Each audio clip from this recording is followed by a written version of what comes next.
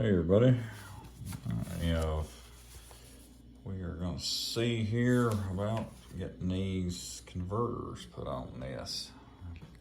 Got an original 1972 Chevy Truck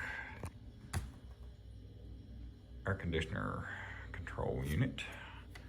I have went through it and took it apart, cleaned everything up, greased everything up. I even repainted the back and the black where it was coming off. You had to cut a tab off here because of the way it was made originally. This one right here, you can actually see it had a piece that stuck up about that high, and that would catch. It was a weird setup. They didn't want you using the air conditioner with the defroster back then originally. They hadn't learned enough about AC to figure out that that's what you need on while your defroster is on. So you cut that off and it's good to go. We've got our pieces here and the wires, everything here that's in the kit. And we are going to make it happen. So let's see how this goes. Well, I got a couple of these on. They are kind of a pain in the butt, but you just gotta roll with it here. You just put them, take these screws out of here that held on the clamps for the cables. And then they come with a separate clamp here. And once you get it down in here, of course it says, can have just a little play here, a little play there, whatever. I assume once you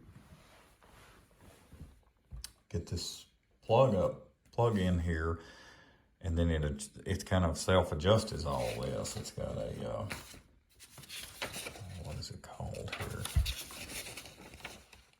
A calibration procedure to it that you plug in, and it tells you how to do all that. And surely that'll take that out, because stuff cannot go just so. You've got to get these on here and make sure that they're not going to move and you're not going to bust anything. And then of course this one here is actually kind of backwards than what this one is. See, when this one is all the way over to the right, it's actually putting it inside.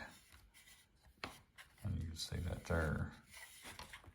Where this one is, starting out, and it don't even, because of the old school air thing here, it's not even taking hold till you get almost, to there. You can see it just starts. And that's got, so that's out that far before that ever is going to turn on, because the top one's going to become your fan. For your fan switch, you're not going to use the one over here anymore. It's this one. So be interesting to see how it's going to play out. Of course, once you get it on here, you had to cut these off at the third hole. So I've done all that. And then you got your clip to go on once you get it on here, see. Then you got your clip to go over that. That's it. You have to plug up the corresponding wire to it. So I'm going to hold off to get all these done. And then you got to go back and, it'll tell you which. I actually wrote on this one for your fan motor switch. It's the one with the green in it. That looks blue to me. There it is. Green. So this is the one that'll plug into that. No sense putting it on there right this minute, but when you get done, you fasten them down. And zip ties are the universal duct tape these days. So we get all this done. And then you get it in and get it, everything else hooked up and done. And then you hook up your wire and calibrate it, and you should be able to use it. I did not change the faceplate. They sent one with it with their little logo. I didn't want that on there. The whole point of me doing this was to keep the original look. So, like I said, you don't use your fan motor anymore. Your cold and hot are supposed to be the same. Your outlets there, you know, it says outlets in the middle. That's technically what it is. So the AC on the left is actually for the center vent outlets, for the air conditioning outlets. The middle, it said, was for the floor, and all the way to the right would be for your defroster. So that did change. You'll just have to kind of remember there it says defroster that it's actually this middle one. And then the top is just the air fan all the way from the on to the high.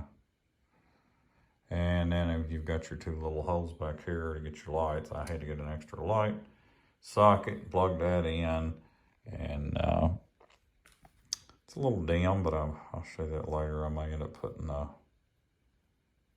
LED bulb. I don't need them in the dash, but the right side is always brighter than the left, I've noticed. So anyways, there's that.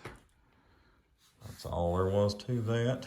And there's the extra wire, do your calibrating and such. Everything's in it. Some of these instructions, you have to look at them a time or two. They're a little odd. It's kind of like, oh, okay, what do they mean by this? And, you know, you don't want to mess up, especially when you spent this much money and you're filling your truck that was your grandfather's truck. And you always got him in the back of your head going, don't do that. Or you're not doing that right. And using his tools. So we'll get it figured out. We're going to get some cold air here. And we'll check back a little later. Thanks for watching. And here is the unit. It's finished. Got all of these on. And got them zip tied and put on the way they said to put them on. And the bracket I had to buy. I thought I knew most everything about these trucks after 30 years, but didn't know the air conditioner,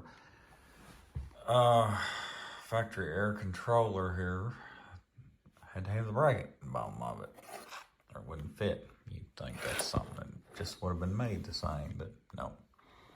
Pretty interesting stuff.